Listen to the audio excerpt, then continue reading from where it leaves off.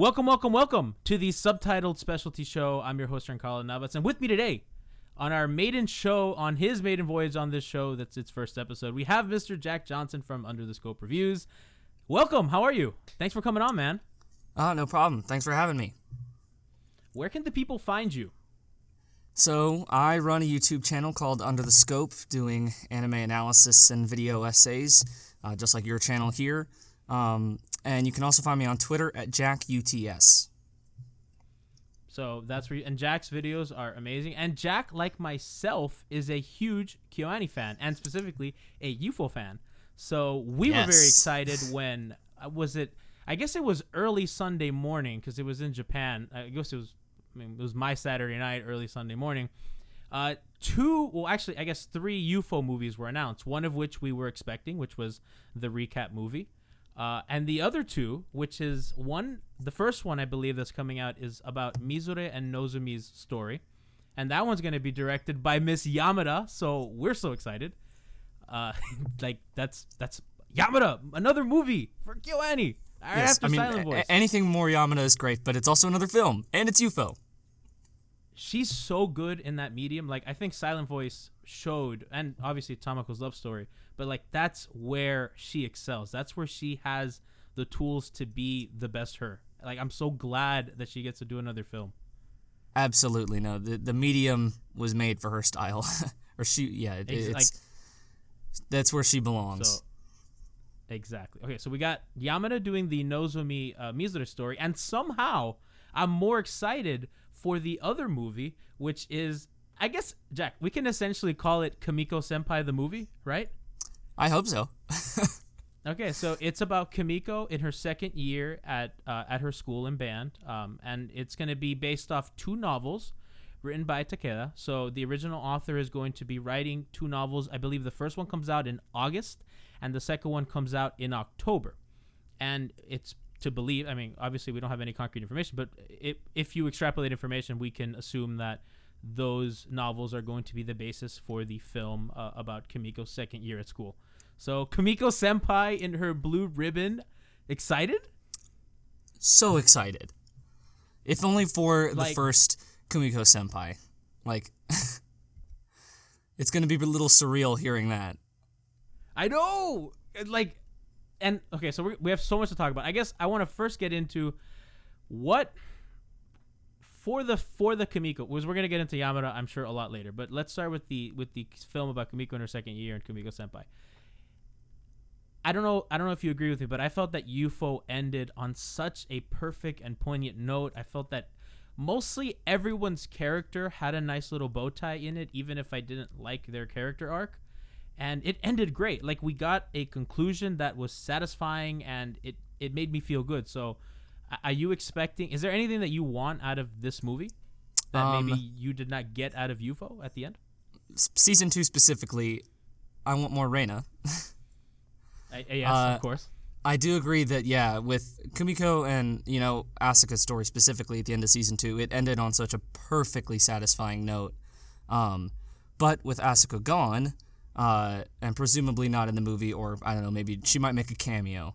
But I think the one area that will be interesting is whether Reina regains some of that spotlight that she had in Season 1 versus Season 2 sort of focused more on Asuka, and Asuka took more of a leading role compared to her. So I'm excited to see what we get out of Reina in this movie. And then, of course, anything more Kumiko is, I mean, she's probably my favorite character of all time in any medium. So any time we get more of her on the screen, I'm all for it. Okay, I'm so glad you said that, because I'm the same way, and I came to this realization probably like a week ago when I'm sitting down and I'm like, I think Eupho's my favorite anime, and I was like, oh god, Kumiko's my favorite character ever, and it kind of hit me like that, and I'm like, oh, I'm so trash. I'm so trash for Eupho. I don't know, something just is just so intimately relatable about her character and her struggle, and she's also just the best. But the great part about her is that there's still room to grow. Yeah, and there's still room for her to grow.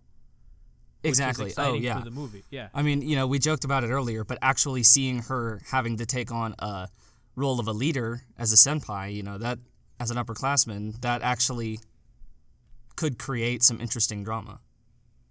I think it's interesting because she really relied, with Natsuki, with Asuka, as you said, she really relied on her senpais in her first year. So now the roles reversed, and I'm curious how much because she did learn a lot from Mamiko, from Asuka, from Natsuki. Like, she learned so much from her senpais. I do want to get back to what you were saying about Reina, because I felt the same way, and I wasn't necessarily that upset about her taking a backseat in season 2, but I kind of felt that what they did to her character was a little unfair. Like, she had this agency and she wanted to be special, and that kind of, I felt like it fizzled out, and she lost a lot of that made her special in season 1.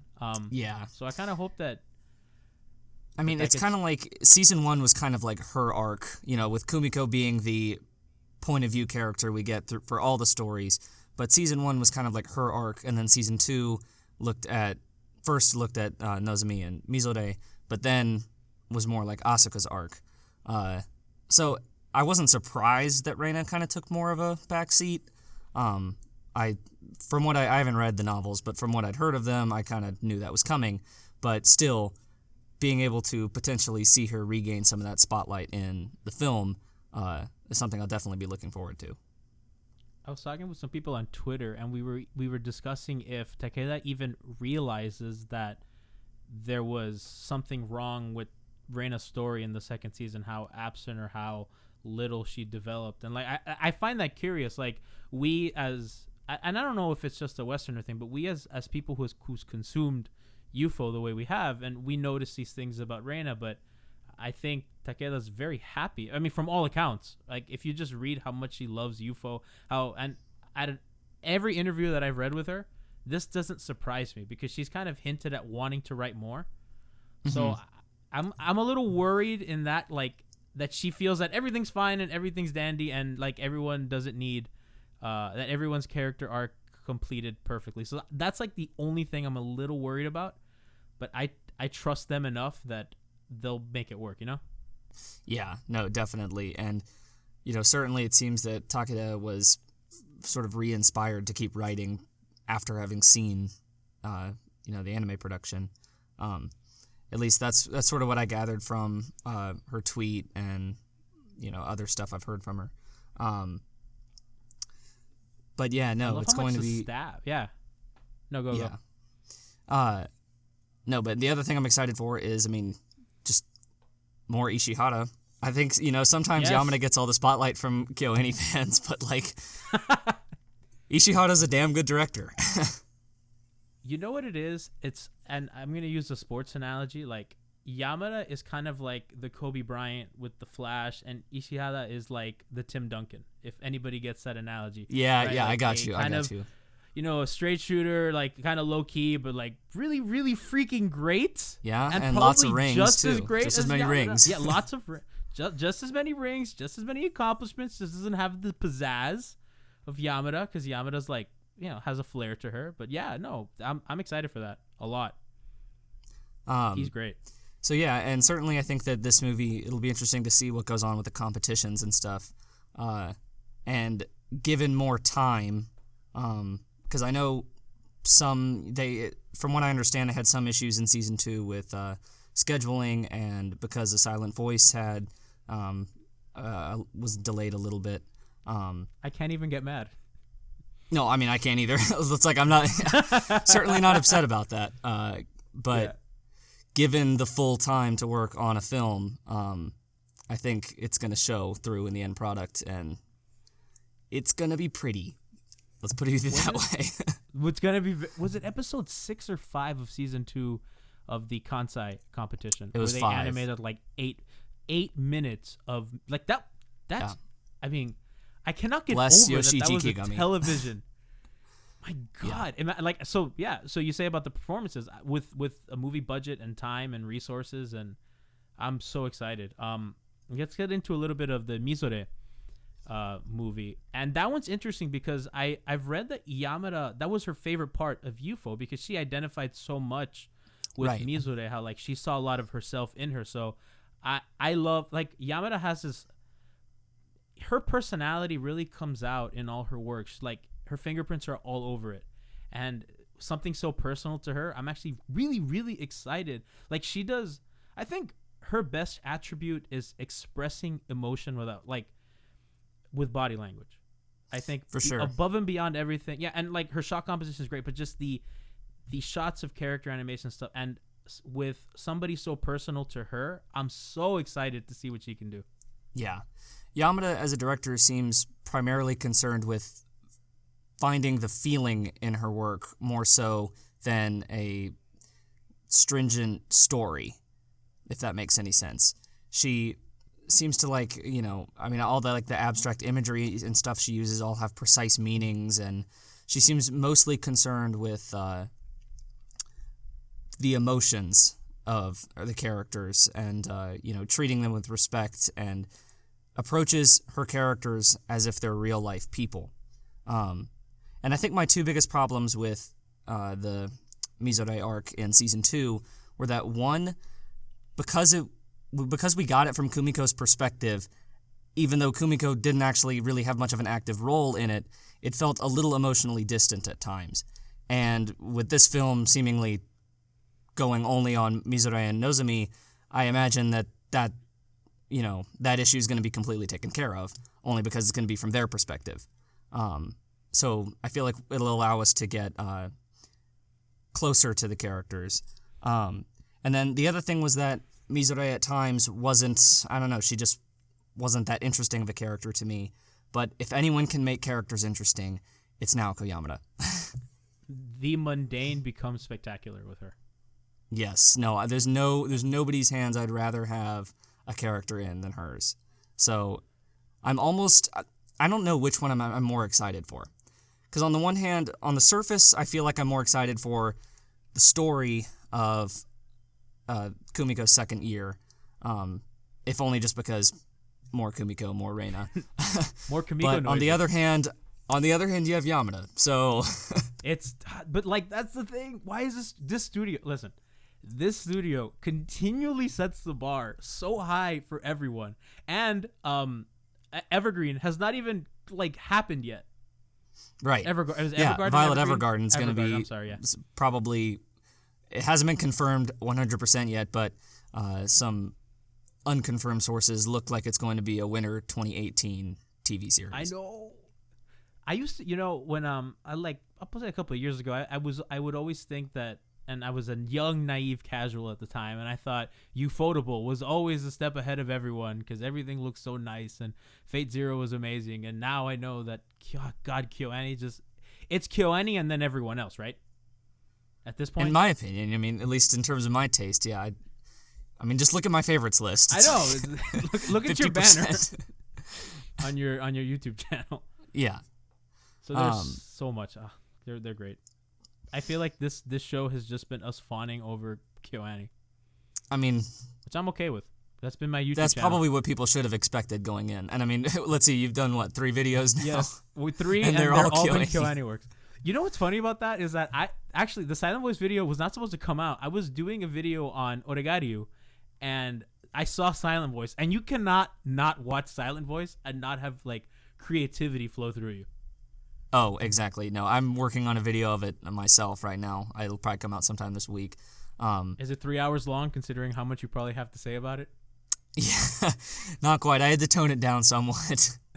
My script got a little unruly, yeah. That's so annoying. I know how you feel. And cutting out things from a script is like cutting out a baby. You're like, no, I don't want to leave you. It is. I get pretty married to my words sometimes.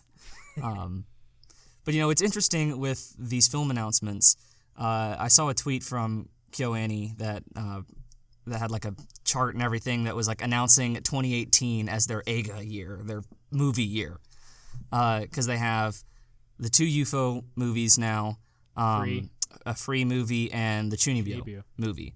So for anyone that was still unsure as to whether KyoAni was focusing their attention onto film moving forward more so than TV series, I think you just got confirmation of that.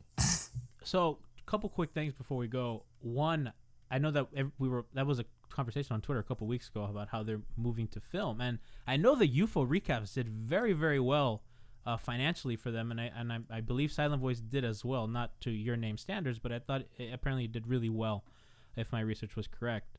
So that might be a reason why. And it kind of reminded me of Madhouse a couple years ago. Do you remember when they were just pumping out movies and not doing TV? Yeah, I know what you're talking about. Yeah. And then Madhouse started doing TV. They came back with Death Parade with a vengeance. Yeah, so. They had. Well, part of it was they had a lot of the staff that made some of those movies went elsewhere. Like Mamoru Hosoda left to form. Was it his studio? Was it Studio Chizu? I think so. Yeah. Yeah. And others. And wasn't Redline also Madhouse? Oh, I don't know. Redline looks really good. I haven't seen it, but like I want to say Redline was Madhouse, and who directed it again? Well, anyway, yeah. No, this is why I need a producer. See, if I had a producer like on my podcast, my producer would be googling this, and this would be great. But no, I'm doing manual typing work. You probably heard. Yeah, you need someone to pull up all this research for you at the snap of a finger. Madhouse was indeed Redline was indeed Madhouse. I was gonna say Madhouse was indeed Redline. Yeah, which I feel fits as well. I mean, yeah, pretty much. But, so with KyoAni, I definitely think that it's a good move in terms of quality. Like, they seem best suited for film in general. But they're good at it. A lot of the staff. They're good at it. Yeah. Like, I feel like, let's just think about it. A Silent Voice, Tomoko Love Story, Disappearance, the K-On! Movie, High Speed. That's it. Like, Jack, that's enough of a resume for any other studio to hold up. Yeah. And be like, we're great at this. And they have more. I mean, that's an amazing list of films. Listen, if you just every single one of those films I just named, except for High Speed, because I haven't seen it yet. But all of them are in my favorites list.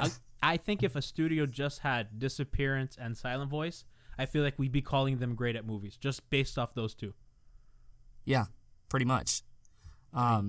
And so, yeah, no, I think it's a great financial decision, from everything I understand. And even just if they can keep making films at the quality that they've at the bar that they've set for themselves, then it's going to be a treat to watch. The only, my only personal disappointment is accessibility, and that's when are we going to get these movies over here in North America? Do you know the hoops? And I know trying to buy Silent Voice from iTunes or Amazon was gymnastics. Yes, from Amazon in UK. Yeah, or from iTunes UK. It's just gymnastics. It's like, it's difficult. It's difficult for us, and especially, and Eupho specifically, the Blu-rays are like, I think it's $70 for 5 episodes, and and that thanks PonyCan, but and I know that KyoAni does not handle the international rights to their stuff. I forget exactly which production company it is that handles that. I'm not like totally versed in all that. But in general, North America has not seen releases of any of these films. I think only the K-On! Movie, right? Or in Disappearance now. Funimation is doing Disappearance. Yeah. And although in the K-On! Movie, we got on Blu-ray, none of them have had theatrical releases in the North America as far as I know. Maybe Disappearance did, but that was way before I was an anime fan. But Tomoko Love Story definitely didn't, and obviously A Silent Voice certainly didn't. I'd be stunned if they do. If you look at, I know we're kind of pushing time, but like if you look at what gets theatrical releases here, it's almost always Funimation, and it's almost always like popular properties like Psycho Pass and Your Name, and I'm trying to think. I think a Sword Art Online. I guess. Well, that's the thing is, A Silent Voice was a really popular property. I mean, the manga is immensely popular, and that's part of the reason why it did get theatrical releases, like basically everywhere but North America. That's so weird. I don't know. Australia. Who got to hang out with Yamada? Was it Scotland? Scotland, yeah. Yamada likes to go to Scotland ever since K-On! God, come on. Come to, like, America. Miami's nice, Yamada, or Atlanta. You're in Atlanta, yeah. Yeah, come to Atlanta. Come on, Southeast, come to Miami. I do know that they used to go to Anime Expo, and then apparently the sales at Anime Expo were horrible, and so they stopped going. Filthy I really casuals. hope that didn't scare them from pursuing anything in North America. Do you know how mad that made me? Because I'm the first year that I'm going to Anime Expo, and I'm like, what do you mean KyoAni's not going? Yeah. Oh, it's so frustrating. God, people ruined it for me. I'm like, It also just makes me sad. It's like, if I'd have known, I'd have flown myself out there and just bought everything. I was like, please. Oh, when I went to Japan and I begged my friends to go to the Eupho store with me because they don't like Eupho. They like, Attack on Titan and Fate Zero. Yeah. And, Clan Ad. Like, the stuff everyone likes. And I begged them. I was like, please, this is so important to me. And they were good friends and they went with me to the Eupho store. And they don't take credit card. So I did not have enough cash to buy the bulks of things. So I had to borrow cash from everyone. Oh gosh. It was the happiest day of my life. But it was Oh, I'm sure. Yeah, I'm so jealous. No, you don't understand. Like you walk up this, you see like the little frog from K-On! Like right at the stairs, and everything's. You start getting happy. You go to the door. It says KyoAni store. There's a giant poster of Kumiko, and you walk in, and like the Eupho ED's playing, and I'm like, oh god, I want to cry. I wouldn't blame you. It was magical. It's definitely on my bucket list to get to Uji. You have and especially to go up Mount Daikichi. I'm so mad that I didn't get to go when I was in Japan, and because I didn't want to. I felt bad forcing my friend. They wanted to go to Osaka and have like party, and I'm like, oh no, let's go to Uji and do a hike that you guys don't care about. And you'd already forced him to the store. So. I already forced him to the store, and I actually got I went to the store with a fever, and like they were like, dude, you're not gonna go hiking. It was winter, like you're not gonna go hiking in the cold. I was like, leave me alone.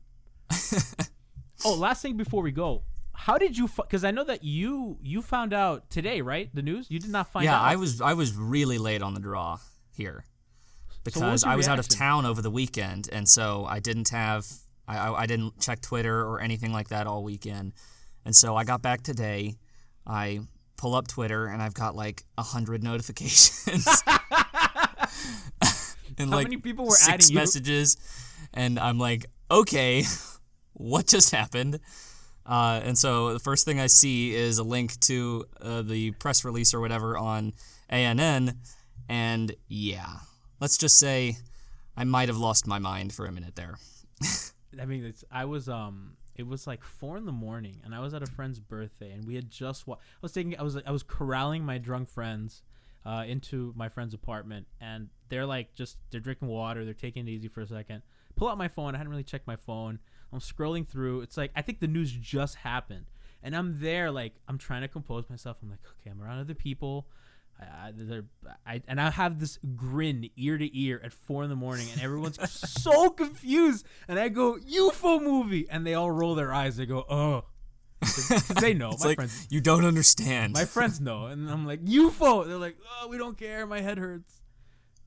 They just don't get it. And I had to drive, and like it was like a 30-minute drive from where my house is. So I just wanted to be on Twitter and like tweet and read, but I had to drive, so I was so mad. Oh my gosh! I know, it was terrible.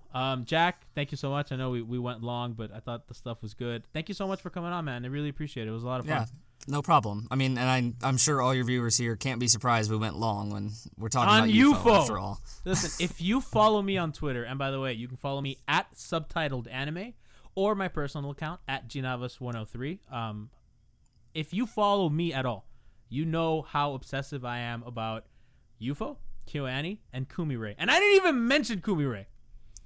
I'm proud of you. That was impressive. I was trying to be professional. I'm like, I have a new show. I just can't talk about the ships I like. But while we're at it, Takeda, if you're listening, throw us a bone or something, some hand holding, Well, you did a good job of not letting this devolve into bashing Shumiko. Did you see my tweets today? Yeah, I did. I feel bad because I don't even hate Shu. It's just, he comes on screen and he scares me.